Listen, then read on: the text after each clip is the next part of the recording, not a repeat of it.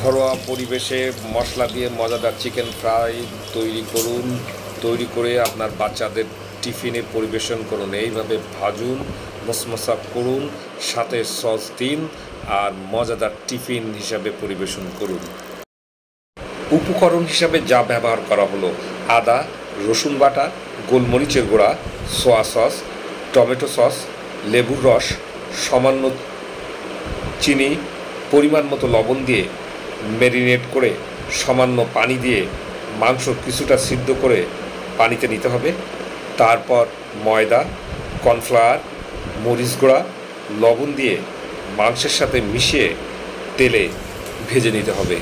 এইভাবে কিছু সময় তেলে ভাজতে থাকুন এবং তেলে যাতে সুন্দরভাবে ভাজা হয় এজন্য একটু উল্টিয়ে নিতে হবে এবং কয়েক মিনিট আপনাকে অপেক্ষা করতে হবে। দেখবেন কিছু সময় পরে লাল আকার ধারণ করছে এবং মুচমুচে হয়ে গেছে।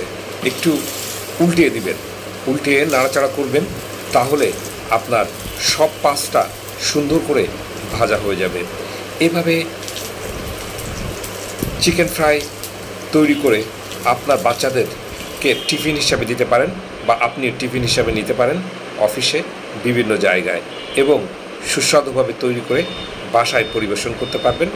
হয়ে গেল আমাদের মজাদার চিকেন ফ্রাই।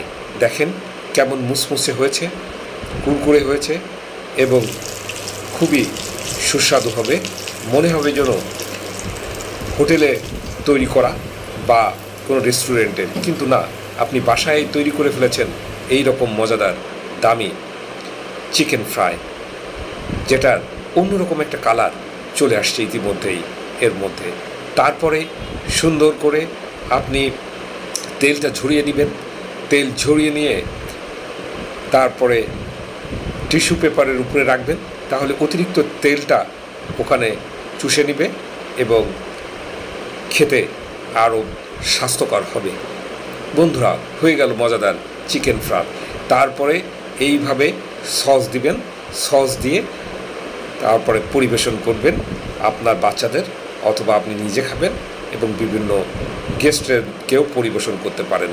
যারা ভিডিওটি দেখছেন চ্যানেলটি সাবস্ক্রাইব করুন, চ্যানেলটি subscribe, follow and subscribe for more.